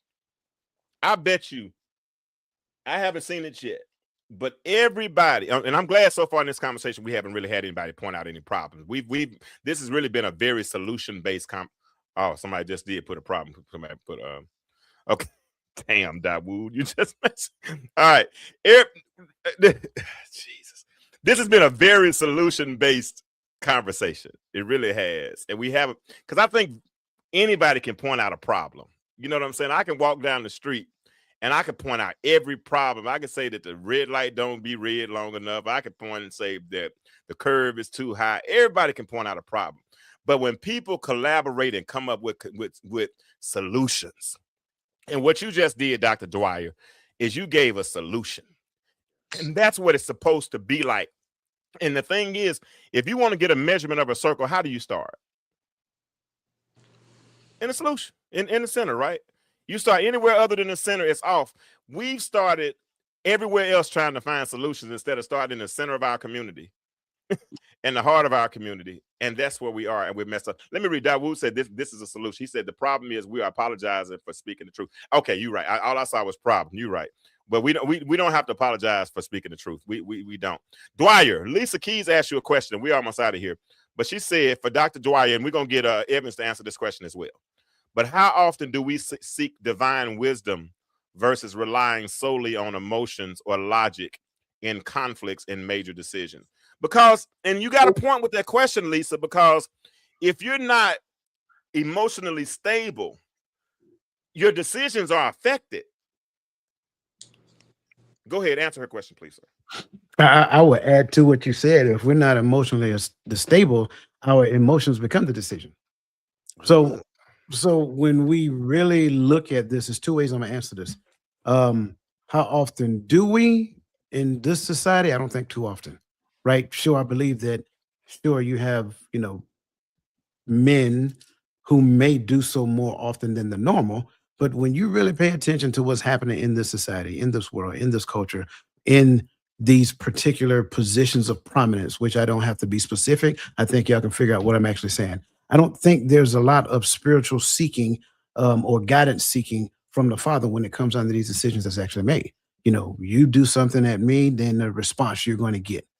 Now, how often should we? I think we should seek spiritual guidance daily. I don't think we have to wait on a decision to be made to seek spiritual guidance. In fact, I talk about it from the perspective of you need to be stored up internally for the circumstance that you're going to be faced with at a later point in time. So if I'm not constantly seeking guidance on a daily basis, seeking his face, trying to get his understanding of what it is that he wants me to do with this calling that he has bestowed upon me, then if I don't do that, then I'm doing it in my own will. I'm doing it based upon my own understanding, which goes against several biblical principles. So with that being said, I have to seek guidance from the Father on a daily basis. I have to, in fact, sometimes mostly multiple times a day, because there are multiple decisions that need to be made. And there are different seasons that exist within the realm of this calling that I'm doing. There are some days I am going to constantly seek guidance from him, because there's a difference between walking by faith and then walking ignorantly by faith and walking ignorantly and claiming that it's faith, right? So we have to look at what season we're in as well and understand, like, look, I may need a download from the Father almost every hour. And then there's points in time they may only need it for a day. And then there are points in time. So you know what? We'll do it en route, Father. You look at me, you might think I'm crazy because I'm walking and talking, and you think I'm talking to myself. But I'm actually, I'm praying right now. You think I have to do it according to a particular standard, a particular rule, a particular way. It has to be done this way in your closet with your oil and your no. I am walking and talking with the Father in real time, because you know what? That's when I need that download so I can practice. That's good. That's good. Follow up on that right quick. Same question for you, Dr. Evans. How do we create spaces? Okay, go ahead. You already know that. I would say this: be very careful when we make decisions based upon emotions, when we make decisions based upon logic. Question. A good place to start for the person of faith is what pleases God. And I think that has to be an ultimate question, and of course that's in line with your training. That's in line with what is example before you, and I also add just spiritual conversations. One of the things about counseling is that some people never come in for counseling because their support system is so stable. You know, that you have these individuals that you can go to. I'm not talking about for something that you need medication, some type of intervention for. I'm talking about when a person is just stuck in a place, and you have these people who can engage in spiritual conversation, just like we're talking tonight. Just a conversation that is saturated with something greater than emotion or logic, but it has that spiritual component, and that is as easy as just talking to people, and you don't have to talk about what verse or chapter, but a principle that they may not be even aware of is a spiritual principle, and the suggestion of even considering that can open up avenues for a person that they have not considered before. But I think the premise has to be, for the person of faith, what pleases God. Yeah, that's good. Now I'm gonna play devil's advocate. I ain't got nothing to do with the devil, you know that. But if it's a person who doesn't believe in God, but they live a very moral lifestyle, because I know we've been lured. We have all kind of suggestions out here. They live a moral lifestyle. They don't cuss. They don't drink. They take care of their family. All that's well.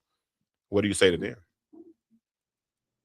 When I would still go with a principle that can be easily explained. One of the things that we failed to do was taking the Bible and pulling from it principles to live by. Yeah. There are people who are not Christians who believe in giving a tenth away. And they have seen the blessings of God because of the principle. So I would still stick with these principles. Principles that you can live by, principles that you can test, principles that have been proven through time.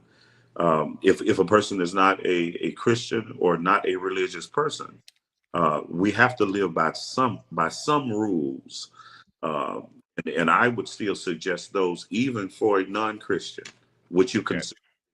That's what I wanted to hear you say. I ain't trying to let you dominate the time, Rayfield, but they got another question for you. And when they ask that question for you, I'm going to ask the question for the audience. And I want y'all to participate in this, really, because this is a safe space. It really is. We're practicing for how we're going to be. I love Sunday morning, but we only get 2 hours in on Sunday morning, or an hour and 45 minutes, those of us who go to church. But then we got to live all the rest of the week. So I try to give practical lessons that we can learn to acquiesce and acclimate to our lifestyle. And prayerfully, it'll help change us for the better. But here's a question. Because I thought about this, and if you really put a little depth on this question, it might make sense. When was the first time you felt safe expressing how you really felt? I want that to be a serious question. When was the first time? You hold on. I see you rubbing your hands, Dwyer. I'm gonna get Crystal's question into Evins first. To Evins first, but then we're gonna come back. We're gonna. But I want y'all to answer that one in the chat. Give me a little question on that. Some of y'all don't want to call. Y'all want me to read your questions. If I see it, I'll read it. But here's Crystal's question for Rayfield. Crystal said to Ray. Oh, it came off. She said, at Rayfield, you stated you stayed quiet in your marriage to keep the peace. Can you advise what a wife could do to make her husband feel comfortable? That's a good question. Communicating more so that can change. Hold on. Can I let her preach for a minute? I'm gonna let her preach. I gotta let her preach right quick. Hold on. I might hoop for you on that one because hold on. She asked the question.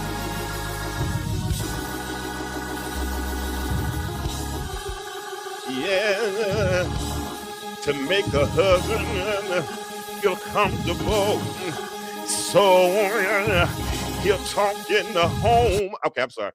Doc, answer that question for me. I want to know the answer myself. I'm sorry. I had to hoop for you on that one, Crystal. That was mine. That wasn't even for you. Go ahead. But what can she do? For real talk. Real talk.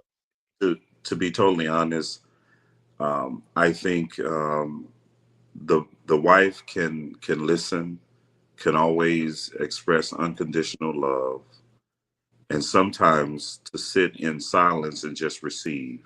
And then maintain that connection. Even when she may not emotionally understand what is going on. One of the things that would happen to me is there would be a disconnect. And that disconnect left me in a place where I would say to myself, I just should have kept my mouth closed. And for men, I think it's having the confidence in knowing that I can speak truth, even if it appears to create a negative environment. And I don't have to be afraid of that, because if I continue to give in to that, then things will never improve. So sometimes I do have to go through very tense situations, tense discussions, but getting to the other side of that is a place of increased peace and joy. So there's a risk that the man must take, and there's a risk that the woman must take in giving. The man must take in being open. The woman must take in being accepting. And I think those two things are very helpful. Now that's it. That's his answer. Okay, that's not saying that that's anybody else's answer. That's not saying that's a one size fits all answer. That's his answer. What are you gonna say? I said, please don't think that's just the Yeah, that's a one size fits all. And I want y'all. Let me say this before I ask Dr. Dwyer this last question. Listen, James, David, nor Ray are here to give you the right or wrong answer. We're gonna tell you our truth, and out of that, we might not give you the right or wrong answer, but I pray that we give you a relevant answer, because all of us have answers that fit our situation, right? I don't know what size shoe you wear, Dwyer, but I know I wear a 12. And if we wear different size shoes, then we can't wear the same size shoes. So we don't have the same experience. I was raised in a household with my dad and my stepmom, but my stepmom had me from the time of 7 years old. I called her mama. I still call her mama. She taught me the difference between a dinner fork and a salad fork. Some of y'all still don't know that. She taught me a whole bunch of different things that I didn't know then. I taught me what elbow grease is. A lot of kids don't know what elbow grease is. Y'all know what elbow grease is. But all those types of things she taught me. So that was my mama growing up, right, wrong, indifferent, whatever. But everybody has different situations. So when you hear these answers, find what fits. As old folk, you say, chew the meat, spit out the bones, and go. Now, you made a good I'm a facial expression reader. And when I asked this question, I saw Dwyer's face, and I want to hear this answer. When was the first time you felt safe expressing how you really felt? Can I give the reason for the face first? Man, you talk. I ain't got nowhere to go. I'm trying to let y'all off. No, I just want. I can talk to 10. I'm trying to let y'all off. It's your show. I don't want to. The reason why I made the face is because I think there are phrases that the world have given us to use, and we believe that with those phrases now it gives me a requirement. Case in point, safe space. If I'm being honest with you, when it comes down to answering this question, if you don't mind, bring it back up because I want people to see it as I give the answer, right? If I'm honest with you, when it came down to answering this question, when was the first time I felt safe expressing how I really felt? The day that I realized that I did not need to feel safe to express how I really feel. Good. Well, you gonna make me break a window. I'm about to We throw don't. something. I ain't gonna hoop no I more. don't need to create a safe space for two grown men to express themselves. You just need to be two grown men and express yourself. That's all. And But if let me you ask you, let me yeah, push back a little bit. Let me push back a little bit. I've been letting y'all ride. I ain't pushed back at all tonight. But what about when I'm 6'5"? Mhm. 6'9". That's a wish. I'm 5'9", soaking wet. But anyway, what if I'll fake it 6 foot. What if I was 6 feet? Mama was 5'7". Mhm. But for all my life, she made me feel 5'3". So I've never really felt like the man that you're talking about. I didn't even have an example of a man because 30 years ago, they started this whole mass incarceration thing, and they took fathers, they took husbands, they took uncles, they took grandfathers, so there were men that were never raised in homes again. Uncles even there to punch me in my chest to get me stronger. So what do I say to the individual who doesn't have that model to say, because it's easy to say man up, but like you just said a minute ago, I got the equipment, but I'm not equipped. Well, How do I, in that instance, I want to push back because I like these kind of conversations. So how do I create that safe space? Or when do I feel comfortable? Especially, come here, James. Let's go, James Kirklin. Let's go back to 6612 all-wheel drive. When I had to go to my bedroom every day after school, watch kids play on my basketball goal. I couldn't go outside and play, but the only time I came out was to get dinner and go back inside. And I don't dislike my mama for that because she thought she was doing the right thing. But I wrote those rules. So when I got off the couch, I was stuck on the couch. And after that, things didn't go right. I said, okay, I ain't going back to the couch because I know I wrote a book on that. But then I walked and got in the bed and stayed stuck in the bedroom. When did I feel safe? Where does the safety come from? Because I know I'm a man. I don't raise kids. Can I say this? I want to hear him. Now, go ahead. I'm sorry. I want to hear his comeback. But go ahead. I'm joking. Go ahead. That's my friend. I like him. This will be short. One of the things that we often do is resort back to our childhood. And it takes the growth and the strength to stand in your manhood. Now I want to hear what Doc has to say too. I love this question, right? I love the fact that you push back. I'm gonna put it back up. Let me put it back up because I'm waiting on. Ain't nobody in the chat answered it. Yes, I guess they don't feel safe. That's fine with me. But go ahead. It's two ways. It's two ways that I will answer this. Number one, okay. If I'm talking to a person who is a believer, then I need to help them. Well, not need to help them, but I want to ask them something for them to think deep into. What do you believe, and how much of that do you really believe? Because if you need me to make you feel safe, the caveat of that is that, well, there's a challenge, there's an internal conflict that's existing in you right now. But don't answer for nobody else. Answer it for you. No, okay, go ahead. I'm sorry. Okay, go ahead. Gotcha. There's an internal conflict that's happening within you. Either I believe what he said, or I believe that I don't feel safe. But I can't do both at the same time. So going back to what I just said, the day that I realized that this conflict is internal within me saying I need a safe space is me projecting how I am currently feeling on you and making you responsible for making it safe for me. That's not your job. That's not your responsibility. Let's assume that's never said though. Well, let's assume that let's assume that it's never said that. But let's take the psychology and the philosophical. Hold on, Doc. You just say first of all, you did two things just now. You gave me the question, right? You gave me the question, then you moved. I won't let him answer it. Go ahead, bro. Go ahead. I'm sorry. Listen, and I just got finished teaching. Listen, I just got finished teaching on effective communication the other day, right? So, so that's the thing. Once I recognize that within my head, then I realized that there's an internal conflict. Once I recognized that internal conflict, then I said, I need to own my version of this relationship with the Most High that I'm claiming that I got. Being said, I can't project it on you and make you responsible for creating a safe space for me. That's not your job. So now, So now when it comes down to, being in the midst of brothers, right? You can't make it safe for me. I have to be able to look at you and see that you guys have security within you. And I'm looking at how you display and model it and so forth and so on. I'm like, man, you know what? These brothers are actually honest about how they feel. They're telling us as brothers how they're going through these things and so forth and so on. And I'll be honest with you, that happened when I was in Texas years ago, and we had we had Saturday morning get-togethers, and this was called Men Press. And no joke, we were talking about men stuff. Some of the things that the brothers were dealing with at home with their current wife and so forth and so on. And we were just laying it all on the line. And I'm like, man, this is interesting. Like they are just being just honest about the whole thing. And this me in the corner, married like everybody else, but I ain't, I'm not there yet. I'm not there yet. And this is why I talk about the environment of growth. I got you. Right? Instead of managing it.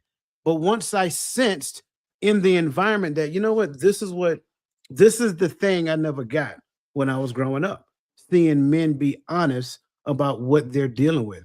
And then no judgment coming from the pastor, the elders, the other brothers, and no judgment, just saying how they dealt with it. Not saying that the way I deal with it, you got to deal with it, the same way. No. The fact is they dealt with it. They dealt with it. That's the fact. That's the main thing. And that was the key. Now let's change gears because again, everybody don't believe like I believe. But I still think the principle, like brother was just saying, I still think the principle is still the same. I don't have to create a safe space for you, right? I want you to recognize who you are to your wife, who you are to your kids, who you are in this world, and recognize if we're completely honest, when you show up, you bring security. You just don't feel like it right now. So now, because of your presence, people around you are supposed to feel safe. Absolutely. I get that. And I think I was looking more for, like Chauncey said, I probably didn't truly feel safe till a couple of years ago when I started therapy with my first therapist. Well, Chauncey's in his probably mid-40s. So that means he's gone all his life being raised with a single mother and not feeling safe to express himself. And I'm not saying that the way I express myself, even when we talk about the management growth, I think you're talking about step one. I think managing growth is part of controlling the environment. That's all part of managing. You understand what I'm saying? So I think we're saying the same thing. We're just you on one side of the equal sign and I'm on the other side. I mean, and I see coach's perspective as well, Rebirth. I do. I think it's all part of a complete picture. But the question, the way I was trying, coach will go around the corner to make a point and then come all the way back, and he does a great job at that. But sometimes I cut Crater straight across the field. Don't cuss me out, coach. You're gonna get me back next week. I promise. Hey, like you just said, everybody ain't in the same place. Yeah, everybody in the same lane. Because I'm saying, when was the first time first time you felt safe expressing, right? Not trying to make anybody else feel comfortable, not trying to make it, not trying to bring the peace, I'm saying, when did me, James Kirklin, probably didn't feel safe a long time growing up. Because, if you get told shut up enough, you'll stop talking, right? And I'm not saying I got told shut up a lot, because I didn't. That would not be the truth. But I appreciate the answer regardless. I appreciate it. I'm gonna just for the record, I did say in Texas, right? In the midst of that was me I was talking about.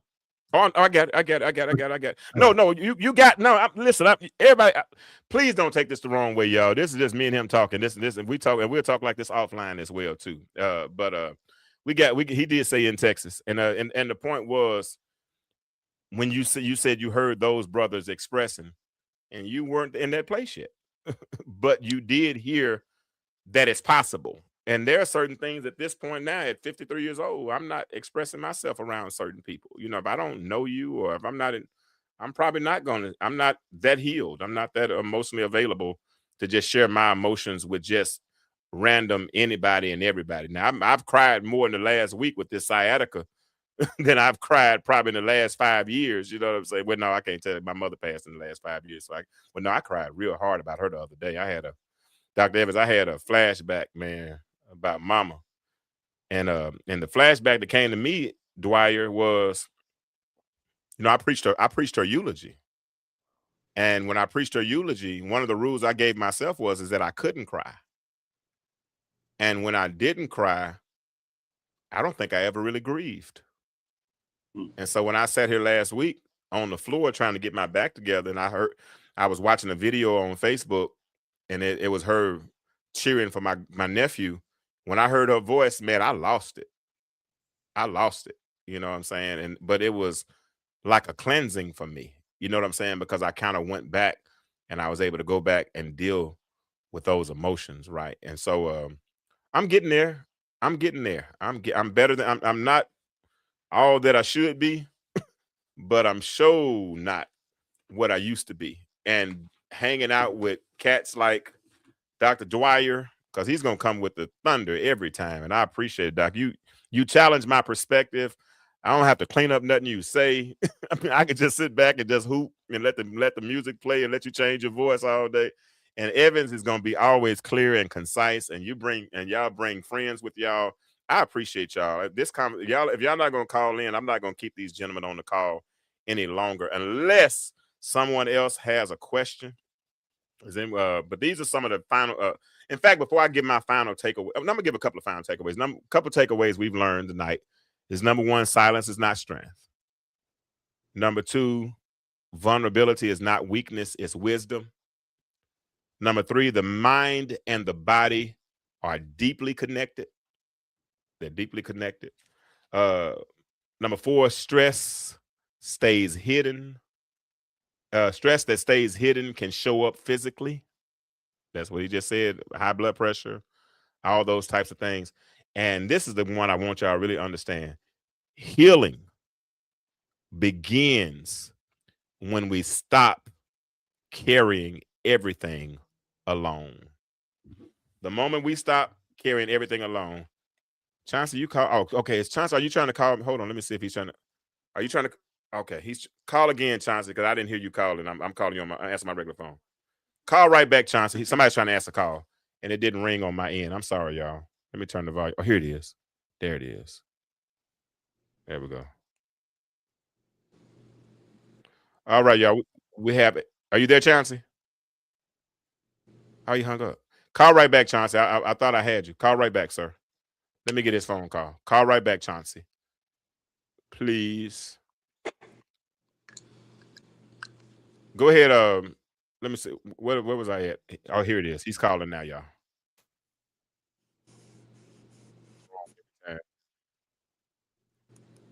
All right, hold on, Chauncey. Let me get you in the screen. Hold on. Share screen. Wow.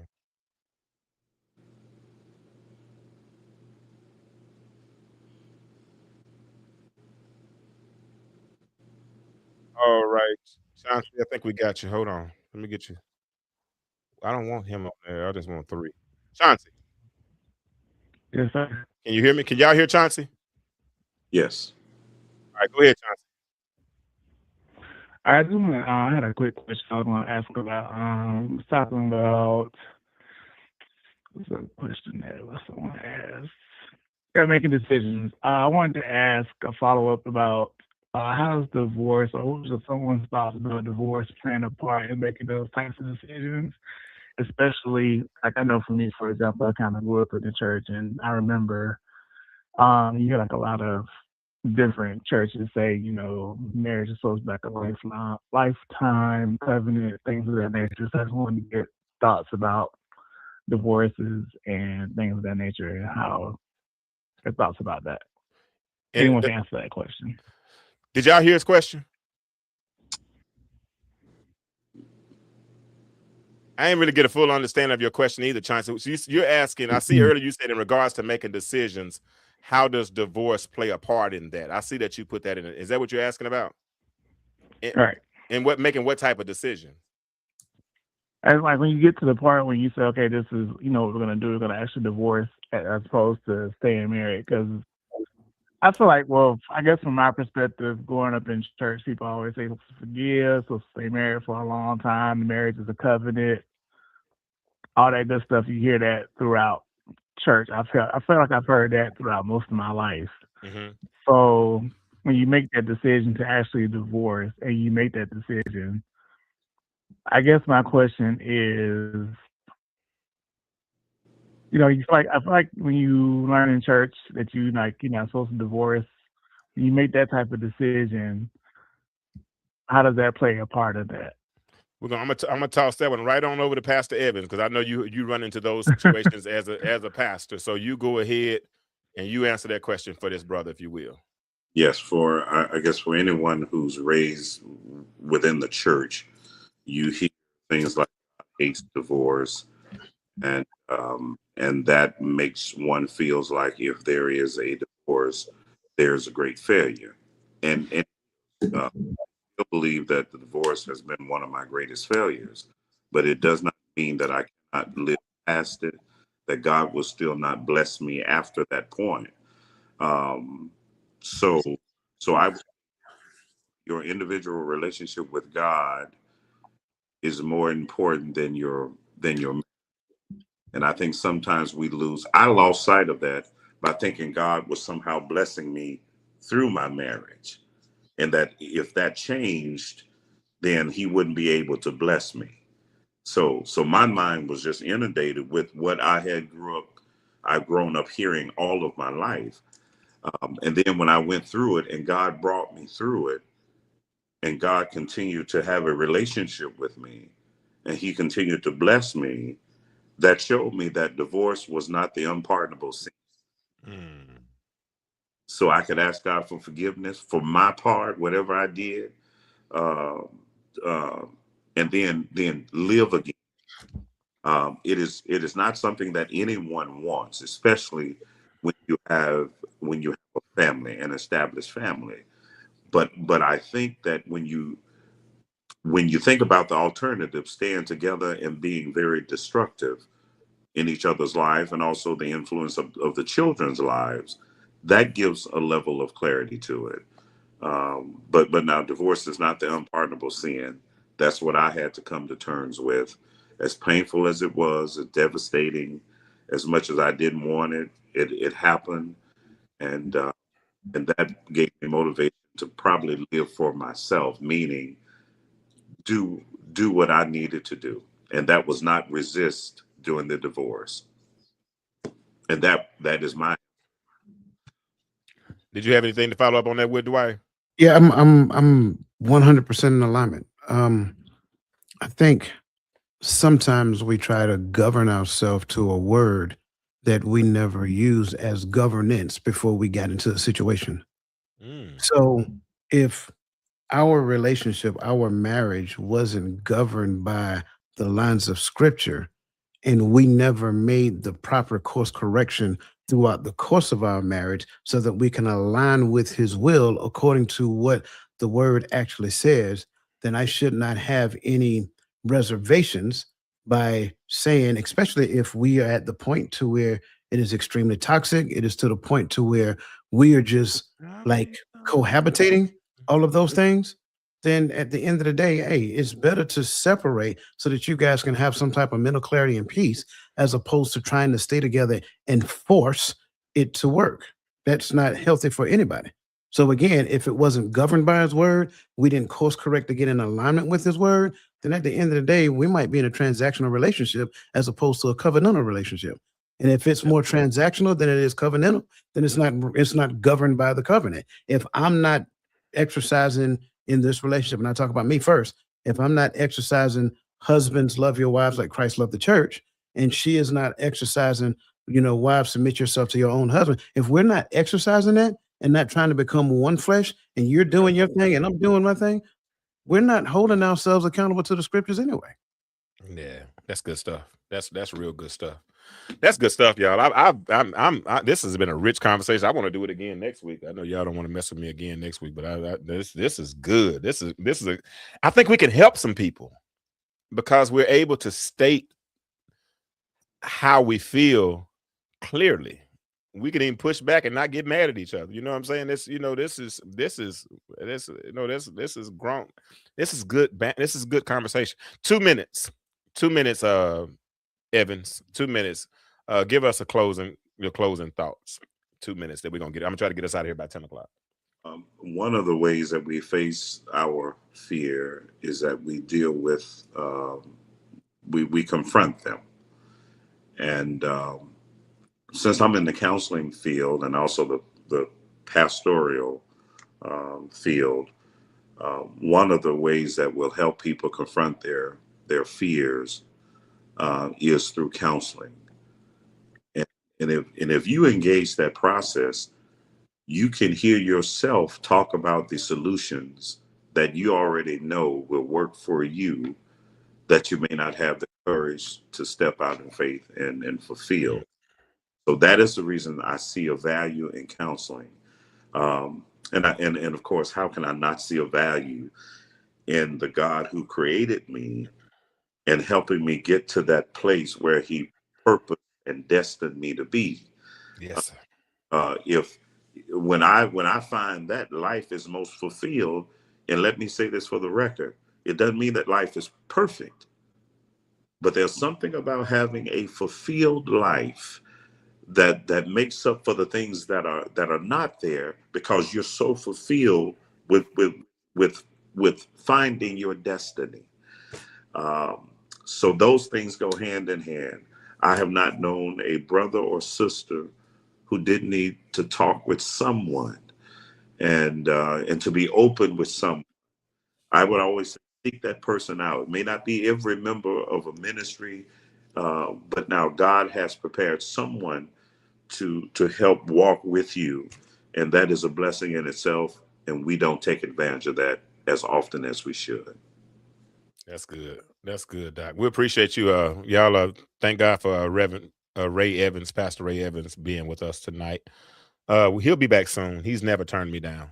He's never turned me down. If he wasn't available now, then he might not have been available, but he ain't never turned me down. So we'll get him back soon. Because honestly, I'm Evans and Dwyer. I'm going to turn this Monday night show into more of a social justice, mental health space type show.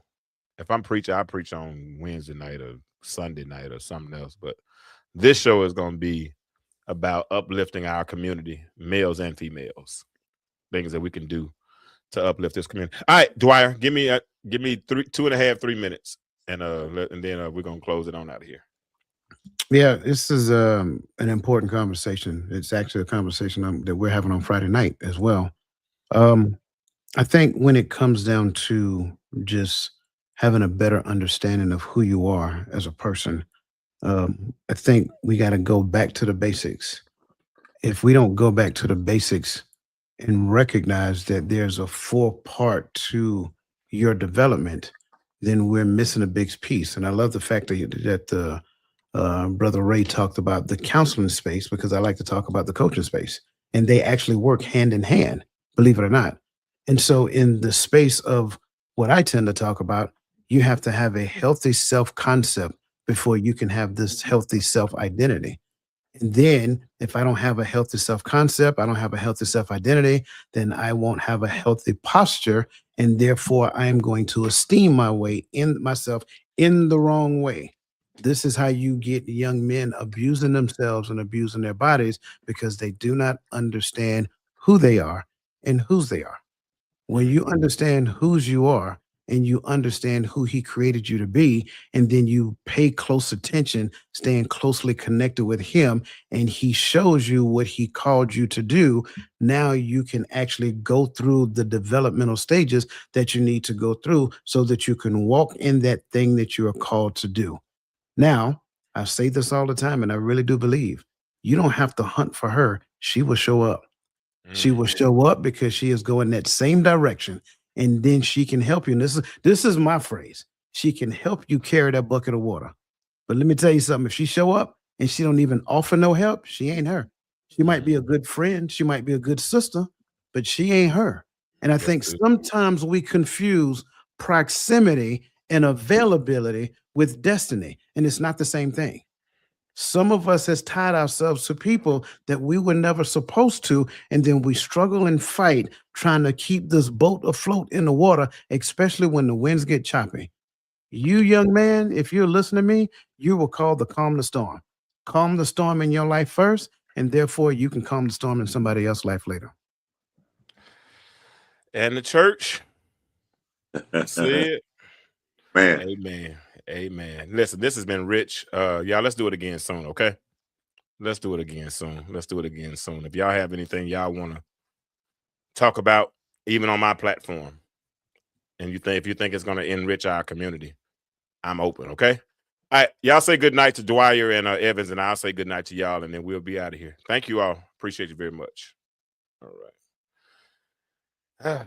Y'all, I'm good. That has been a really good conversation tonight. Tonight's been good. Let me share this with you all. Those who don't know, I'll be doing a challenge here real soon. It's free. I ain't charging nobody for it, so don't worry about that. It's called From Stuck to Structured. Okay, it's called From Stuck to Structured.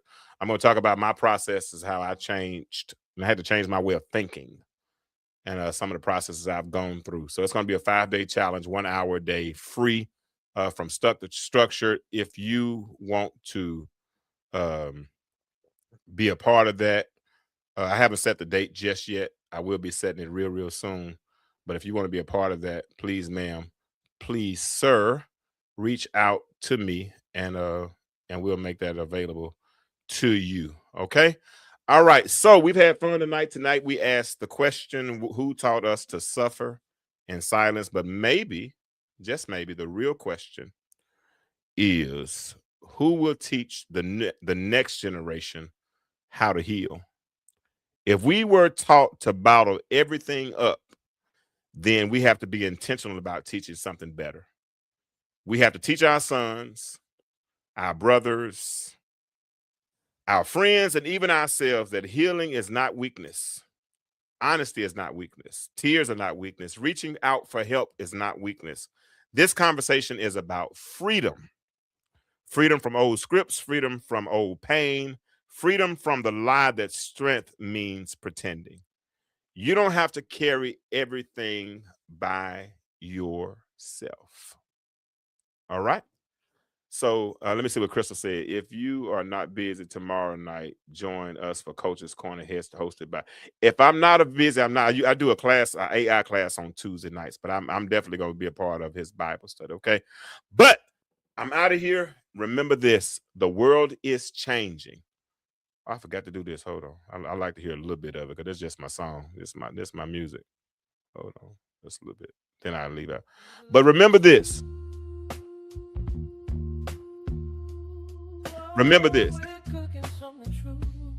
that the world is changing, but my question for you is, why do you remain the same? Y'all have a good night. I appreciate you all. Hey, if you want to support the podcast, there are ways to support the podcast. There are ways to give at the bottom. I'd appreciate it. Definitely appreciate it so we can keep this going. But appreciate y'all for checking in every Monday night, 8 p.m. Eastern Standard Time. We'll see you on next time. Until then, the world is changing. But my question for you is, why do you remain the same? Good night. Intellectual stew. Intellectual stew with James Kirklin. Powerful and provocative, prophetic and practical. Have you ever found yourself informative and inspirational? How you gonna do better if you don't know what better looks like? I do. Come on, let's talk about it with me, the mind